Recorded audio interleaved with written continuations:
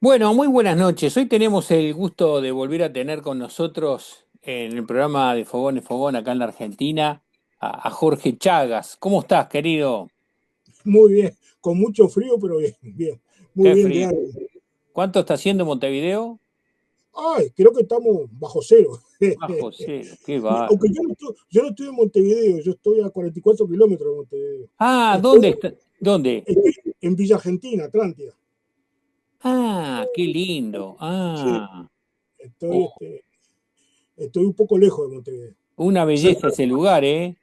Sí, sí, muy lindo, un lugar muy lindo, sí. Muy lindo, muy lindo. ¿Hace cuánto que vivís ahí? Hace 4 años que estoy viviendo acá, sí. 4 años y medio, 4 años y medio que estoy viviendo acá. Qué belleza, che, qué belleza. Sí, sí. Jorge, vos sabés que un poco el motivo del llamado era, bueno, en el Uruguay empezó el mes de la afrodescendencia con un título que apenas lo vi dije, esto para hablar con Jorge. Tejer y reparar nuestra memoria afro. Ese es el Ah, sí, título. ese es el título, sí, sí, sí, sí, sí, Contame, sí. contame qué se te ocurre a partir de ese título. Bueno, a mí lo que se me ocurre es que la memoria afro de los afro-uruguayos y de las afro-uruguayas está fragmentada. Sabemos parte de la historia, pero no toda, no toda. La cuestión es armar este rompecabezas, que implica muchas cosas de los tiempos de la esclavitud, los tiempos de la independencia. Voy a poner un par de ejemplos, creo que puede ayudar a entender de qué se trata. Por ejemplo, siempre se pensó que en Uruguay, en la banda oriental, en aquella época, la esclavitud había sido doméstica, urbana, en Montevideo, ¿no? Y que en el interior, en el campo, no había habido. Hoy sabemos que eso no es así. Hoy sabemos que muchas estancias cimarronas se construyeron con mano de obra esclava, gracias a los trabajos antropológicos. Otro detalle interesantísimo es que en la guerra de la independencia sabemos que hubo un fuerte aporte afro apoyando a José Gervasio Artigas, nuestro prócer. Pero, por ejemplo, hoy se sabe que hubo intervención de lanceras negras, mujeres que combatieron junto con los hombres por la independencia del país, ¿no? Eso para citarte dos ejemplos que nos dan una idea de la necesidad de la reconstrucción de un pasado del que todavía lamentablemente sabemos poco. ¿Y por qué sabemos poco? Bueno, en gran medida porque recién ahora, en estos tiempos, los historiadores se han puesto a pensar en esa parte de la historia que estaba olvidada. Esto es algo muy reciente, ponerle menos de 10 años, los historiadores, los antropólogos, también con excavaciones que hicieron en el interior del país y incluso en el caserío de los negros, donde se traían acá los esclavos, en la playa Capurro, esto es algo que empezó hace muy poco. Se empezó a reconstruir esa parte del pasado que ignorábamos, ¿no? Y bueno, recién estamos empezando, ¿no? Queda un largo camino por recorrer. Pero finalmente la falta de interés, ese fue el motivo principal. No sé, la academia no le prestaba atención a eso. Vos sos uno de esos investigadores que ha empezado a recoger, a tejer ese pasado, ¿no? Sí, aunque no como historiador, sino como novelista. A ver, ¿cuáles han sido? Nosotros hemos hecho algún encuentro con tus novelas. Sí, Recordanos un poquito. sí, por ejemplo, La Sombra, que es la novela de Joaquín Lencina, que es el ayudante negro de Artigas, es un ejemplo, ¿no? En que yo rescato ahí en esa novela la figura del negro Ancina, que fue que lo acompañó a Artigas, no solo en el momento de gloria, sino en el infortunio. Ese que sí, en su exilio a Paraguay, el que está con él cuando él muere, lo acompaña hasta el final. Él como jefe del grupo de libertos que apoyó la revolución, ¿no? Y yo en la novela esa lo rescato la figura de él. Y después, sin duda ninguna, es la obra de teatro que tengo, que es un monólogo, que se llama La Artigueña, que rescato ahí la leyenda, porque por ahora es una leyenda de Soledad Cruz, la famosa lancera negra que muere en la batalla de las Huachas. cuando Artigas enfrenta al Pancho Ramírez. Y bueno, ahí hay un rescate de esa leyenda de Soledad Cruz. Esos son los dos ejemplos, creo que te puedo poner más importantes, ¿no? A través de la novela, literatura, rescato un hecho real, un personaje directamente real que está documentado, y una leyenda que hoy en día ha sido rescatada por las activistas, ¿no? Por las activistas afro-uruguayas. De esa Artigueña se hizo un musical hace poco, ¿verdad? Se hizo una obra de teatro que incluye danza, sí. Eso Se fue en el estrenó, Teatro Solís, que, recordame, exacto, claro. se hizo en el Teatro Solís, exactamente, con la primera actriz Victoria Morante. Fue algo muy emotivo, fue algo incluso asistió nada menos que el ministro de Educación y Cultura de aquel entonces, Pablo da Silveira, nos acompañó y quedó muy emocionado con esa puesta en escena brillante que hizo Victoria Morante, ¿no? Que es un monólogo que incluye danza. Hay otros trabajos que vos has venido realizando sobre personajes de la comunidad afro-uruguaya. Sí, sí, sí, es verdad. Por ejemplo, yo rescato en otra novela llamada Gloria y Tormento, que además, dicho sea de paso, esa novela fue traducida al francés y el año pasado la presenté en Francia, de José Leandro Andrade, que fue campeón olímpico en el 24, en el 28 y en el 30, y fue el primer ídolo negro del fútbol a nivel mundial. Antes que Pelé, antes que Eusebio, antes que cualquier otra perla negra, el primer gran ídolo de fútbol negro fue uruguayo, José Leandro Andrade, que logró los dos campeonatos olímpicos y el primer campeonato mundial. Y yo hice la novela Gloria y Tormento, la novela de José Leandro Andrade, y hice un musical que se También. entrenó en el año 2022. Merville Noir se llamó el musical, que está basado en la novela. Y el año pasado, que fueron los 100 años de Colombes, de la Olimpiada de Colombes, la presenté en Francia, esa novela. La presenté, traducida al francés, tuve dos presentaciones en Francia. Fui a París en misión oficial y bueno, fue algo muy lindo, ¿no? Porque José Latranada está en el Museo del Fútbol allá de París. Eso fue una experiencia muy linda, muy linda. Por qué los franceses se interesaron en esta figura? Ah, bueno, porque lo bautizaron Merville Noir, la Maravilla Negra, en el 24, porque Andrade, además de ser un gran jugador de fútbol, era un gran bailarín de tango. Y volvió loca a las parisinas no solo por sus destrezas como futbolista, sino como bailarín de tango, ¿no? Conquistó la noche parisina. Hay que recordar que los uruguayos en el 24, cuando ganan la Olimpiada, están un mes más en París. Se quedan un mes en París y era la única delegación de fútbol sudamericana en aquel momento. Y fueron un poco los embajadores de América del Sur y se quedaron recorriendo diferentes lugares de Francia y de París, y Andrade deslumbró la noche parisina, ¿no? Deslumbró por esas dotes que tenía de gran bailarín, al grado que se fue a vivir con una condesa. Durante un tiempo estuvo viviendo con una condesa. Francesa. Francesa, sí, sí, una condesa francesa, sí, que después lo vino a buscar acá para llevárselo, pero ya estaba casado, así que no pudo ir. Un pícaro, porque es un pícaro era. Un gran pícaro. Es un típico personaje bien para hacer una novela, ¿no? Y son esos personajes reales que, que, que merecen una novela. Jorge, ahora, para vos novelar y ficcionar, has tenido que investigar como un historiador. Por supuesto, yo sé. En el caso de Andrade, mirá lo que son las cosas, es algo muy interesante. La idea era hacer un libro histórico sobre Andrade. Pero después que tenía todo el material reunido en un cuarto, era un cuarto enorme, lleno de material reunido, dije, no, esto es una novela. Andrade mismo es una novela. Entonces ahí hice la novela en base a toda la documentación histórica que había recibido. Pero mirá lo que son las cosas. Esa documentación histórica fueron 2 años de investigación. Sin embargo, cuando terminé la novela, descubrí que la hija de Andrade estaba viva. Y hablando con ella, supe nuevas cosas.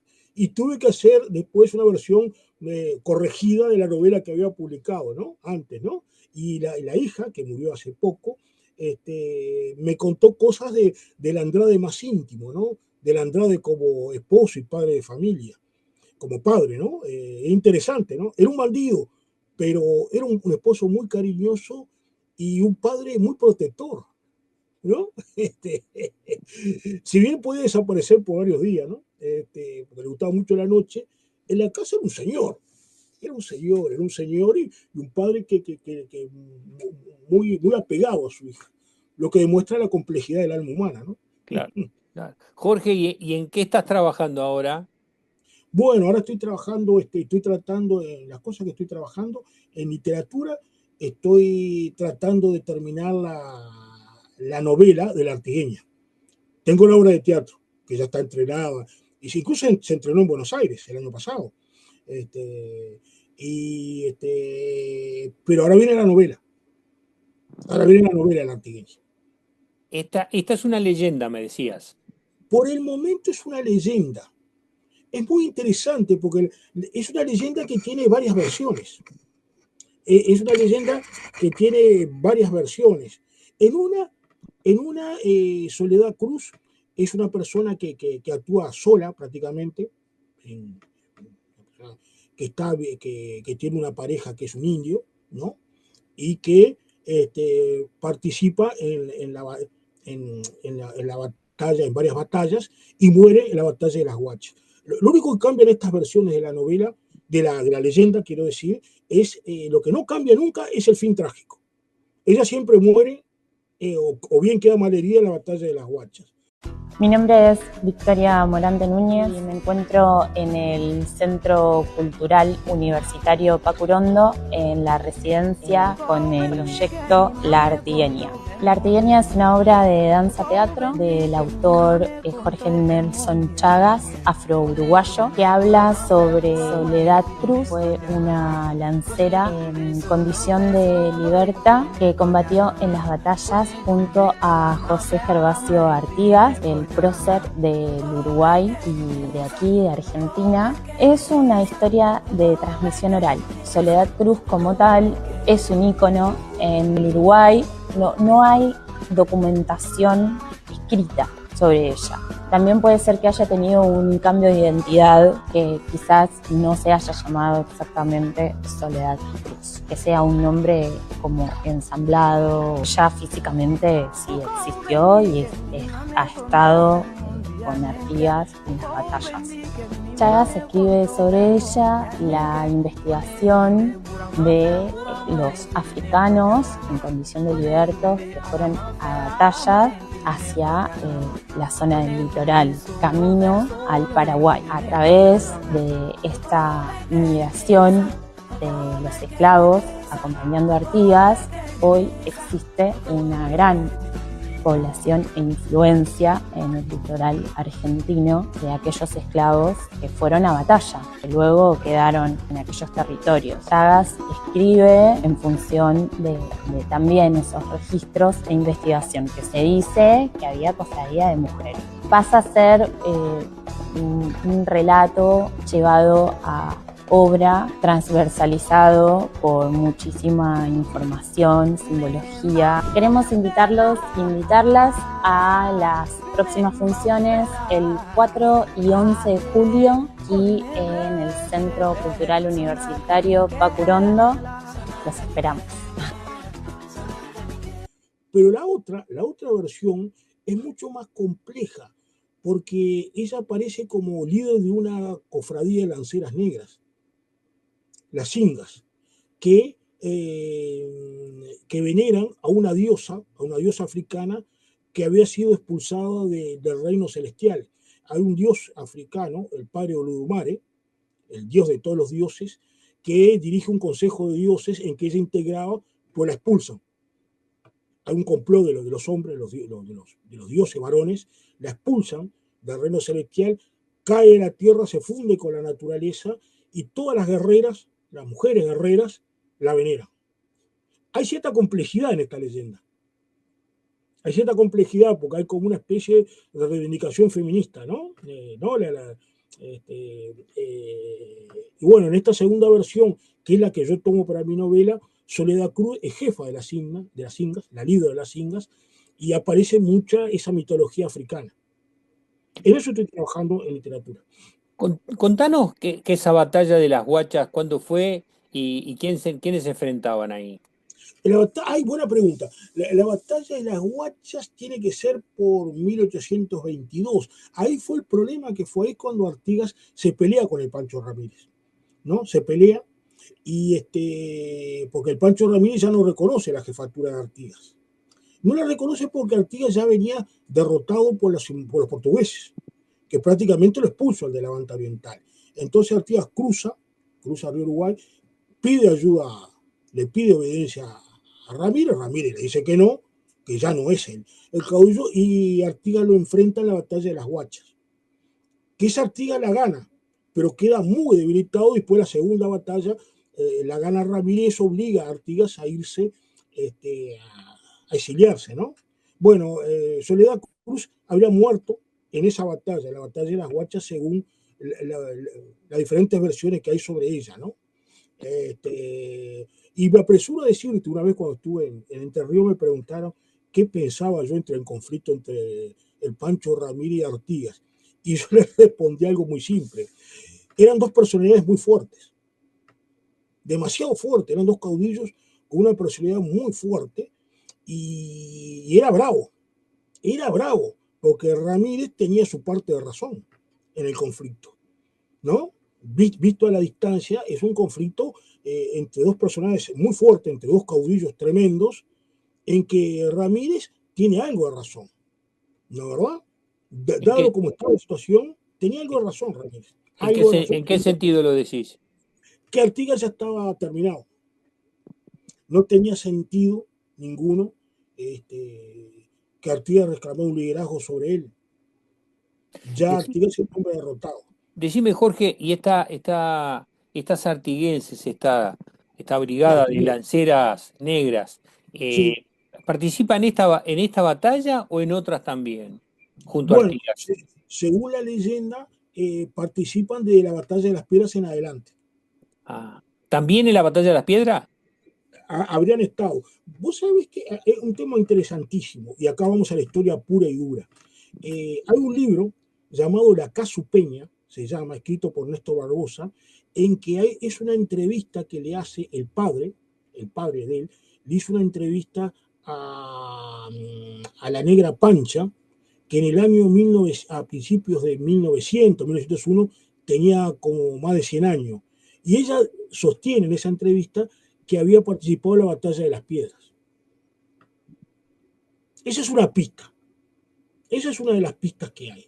La otra pista que tenemos, o la posibilidad de que haya lanceras negras, es en el año 2008 se le hizo un homenaje a los descendientes del grupo de lanceros negros que acompañaron a Artigas al Paraguay. Cuando recibe uno de esos hombres descendientes, recibe el obsequio, se hizo en el Palacio Legislativo, en el Salón de los Pasos Perdidos, recibe ese trofeo en homenaje. Él dice que era un verdadero honor para él, porque su bisabuela había entrado junto con Artigas al Paraguay a caballo y lanza en mano. Imagínate, para los historiadores que estamos ahí, ¿epa, y esto? Nos acercamos, Una enorme sorpresa, entonces fue eso. quedamos todos boca abierta, nos miramos. Y vamos a hablar con él, y él dice que él nos explicó que es una tradición oral, que era una tradición oral familiar, que se ha venido pasando oralmente generación en generación, ¿no? Que la bisabuela, junto con otras, entraron junto con Artigas, junto con hombres también, ¿no? A caballo, y lanza en mano, entraron al Paraguay, como una especie de escolta Artigas. Esa es una tradición oral. Esos son los datos que tenemos, los datos que tenemos. Por ahora no tenemos más datos. Soledad Cruz por ahora es una leyenda. No es como, por ejemplo, Remedio del Valle, que Remedio del Valle, en Argentina sí hay documentos, expedientes, está más que sabido que existió. En este caso, por ahora no tenemos nada de eso. Por ahora, hasta el día de hoy, ¿no? Interesante, Jorge, interesante. Personalidades de la cultura afro en el Uruguay que nos puedas mencionar, como ejemplo, Oh, digamos, de la colectividad. en el campo literario, En los campos que se te ocurran. mira, yo para mí hay una mujer que ahora recién la están rescatando, Virginia Brinde de Sala. Era una poetisa negra de los años 40.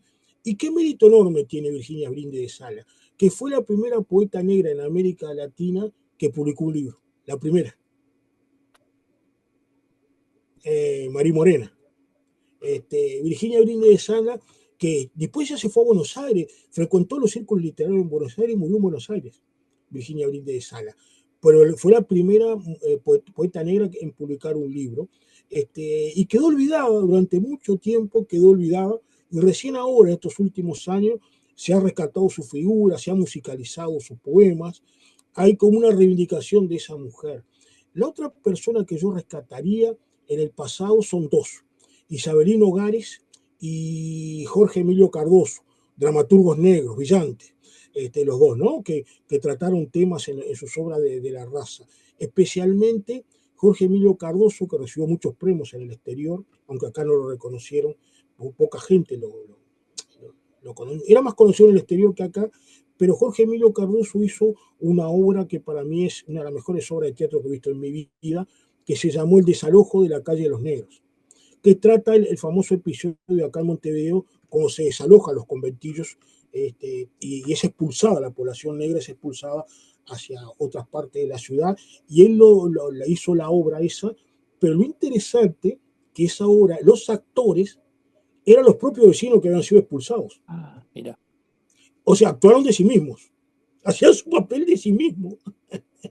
Había, creo que 3 nomás actores profesionales, lo demás era la propia gente común y corriente la que se representaba a sí misma. Y se representó en las ruinas del conventillo al aire libre, fue algo maravilloso. La verdad que Jorge Emilio hizo una obra maestra. Murió, lamentablemente murió hace unos años atrás, pero dejó un legado muy importante. Eso te digo del pasado, ¿no? Y ahora, si vos me decís actualmente, yo rescataría enormemente al grupo Afropoéticos, que se llama, que es un grupo dirigido, coordinado más que nada, por Elizabeth Rodríguez.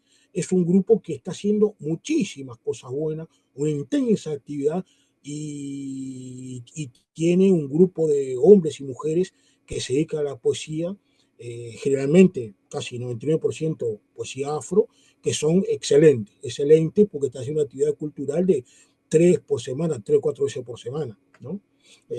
O sea que es un grupo que viene muy bien perfilado. ¿Tienen local? ¿Tienen un local donde trabajan?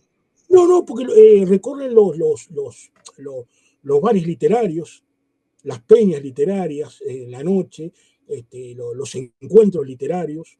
Es un grupo que será 10, 12 personas, mayoritariamente mujeres, y recibieron el año pasado uno de los premios más importantes que es el Uruguay, que hay acá en Uruguay, que es el premio Morosoli. El premio Morosoli lo recibieron el año pasado. O sea que andan muy bien, andan volando, como se dice acá. Y yo rescataría, y capaz que soy injusto, ¿no?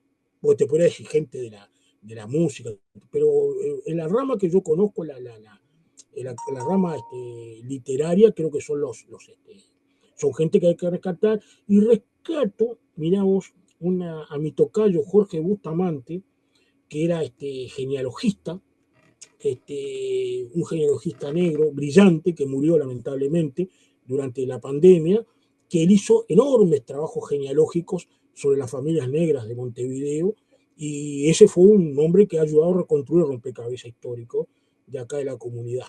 Ese fue muy amigo mío, muy buena gente, y bueno, lo perdimos en la pandemia. Perdimos un valor, fue un hombre, una capacidad de trabajo y un conocimiento de la cuestión genealógica. Con ello descubrí que en mi familia, yo soy Chaga Fausto, mi dos apellidos, tanto los Chagos como los Fautos fueron esclavizados hacia fines del siglo XVII por el Imperio Portugués. Y vienen de Brasil. ¿Y esa genealogía llega hasta alguna zona africana? No, llega hasta Brasil. No llega tanto por el lado de mamá como de papá, mi familia paterna y materna, llegan a Brasil, pero después no sabe, ¿no? Porque ahí habría que ir a Brasil, y él reconstruyó acá. De algún lado de África somos, pero no sabemos, esa parte no la sabemos. No sabe.